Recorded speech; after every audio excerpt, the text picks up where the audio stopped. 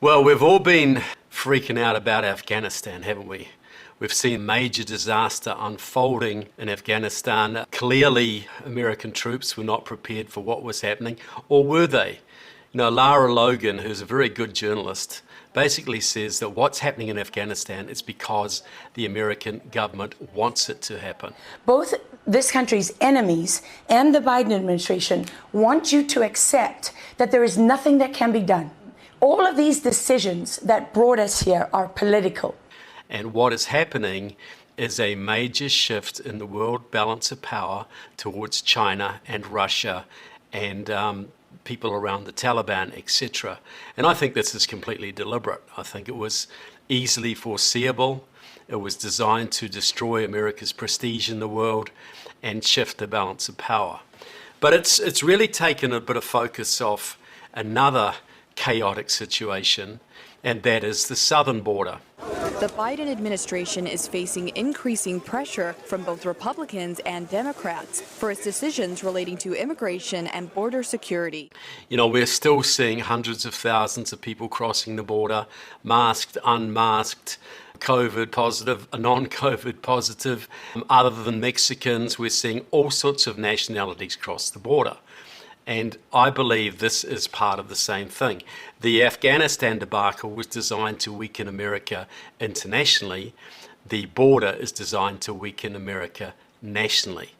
Now, it's important to note that the American Communist Movement, and I'm specifically talking here about Liberation Road, the main pro-Chinese communist group, they see Mexico as the key to the American Revolution. They see that basically making the border porous, collapsing the US border, will destroy the United States and pave the way for a socialist republic, you know, stretching from Latin America all the way to the Canadian border effectively.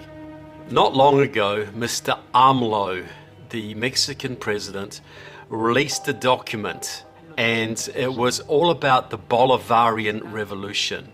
You know, Simón Bolívar was the famous patriot who liberated a whole bunch of Latin American countries from the Spanish in the 1820s, and he's revered as a hero in Latin America today.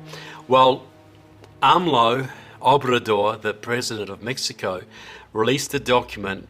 It's talking about how, you know, Bolivar freed the Spanish-speaking people of Latin America from Spain. The next step is to free them from American hegemony. In other words, what he's calling for is an alliance of states in Latin America that will stand up to the Americans, will call for the abolition of borders, and basically dissolve any distinction between Latin America and the United States of America. This is the American Communist Revolution. This document has been published in the Communist Party USA website, Liberation Road website, etc. It's comparatively mildly worded, you know, it doesn't talk about revolution.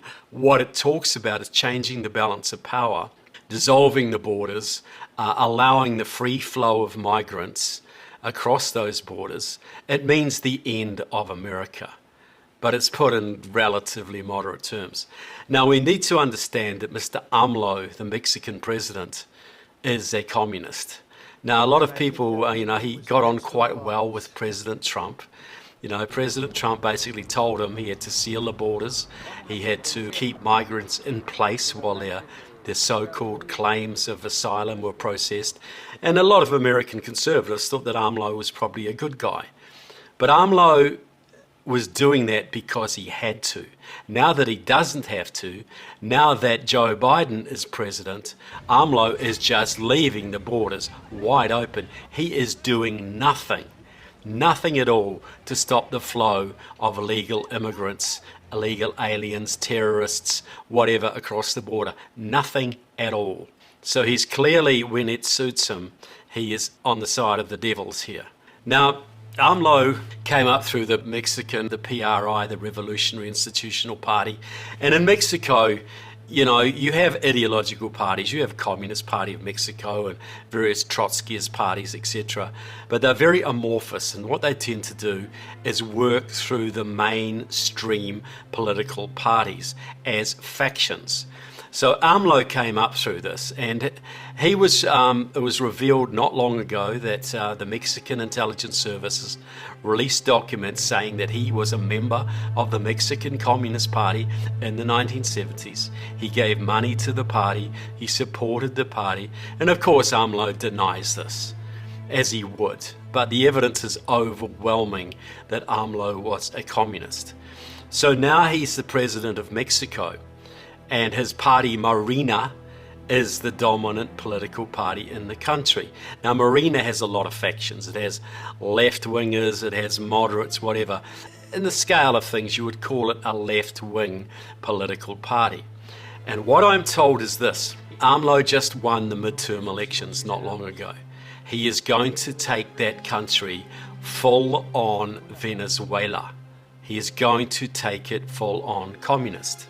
And they know this will crash the economy, but this is the goal. This is what they intend to do. Now, just go back a little bit. AMLO is also very heavily tied into the Sao Paulo Forum. Now, that was set up in the early 90s by Fidel Castro of Cuba and Lula da Silva, who became the president of Brazil.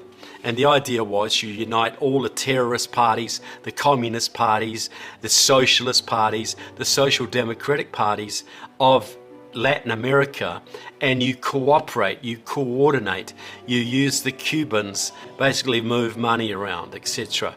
And you start to take down countries.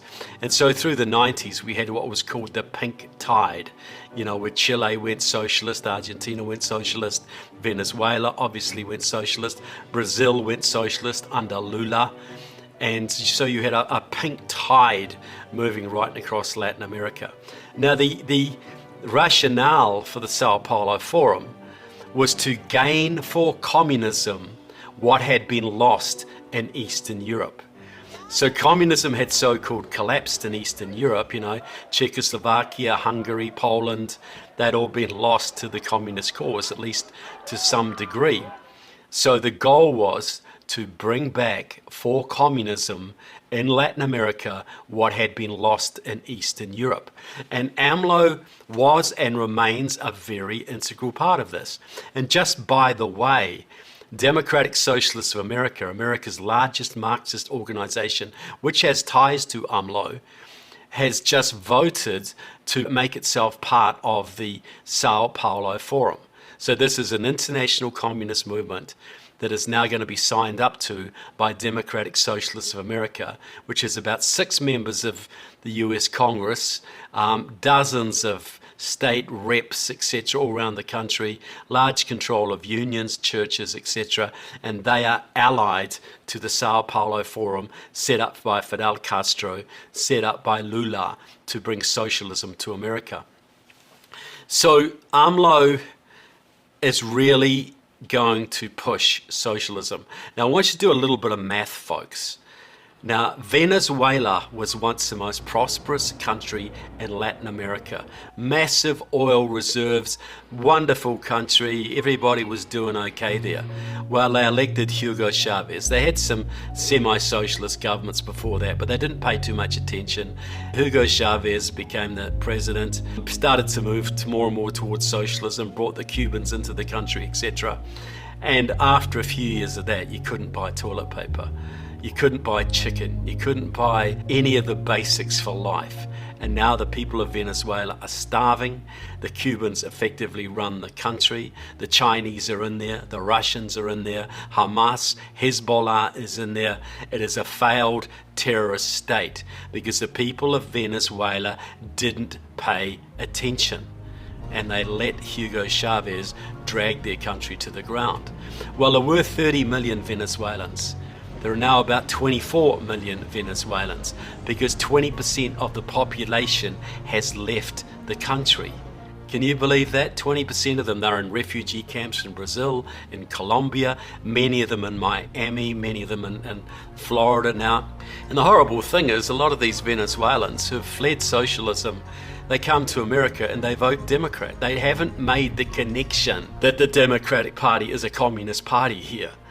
So they flee socialism in Latin America, they come to the United States and vote for socialism here. Not all of them, but far more than you would think.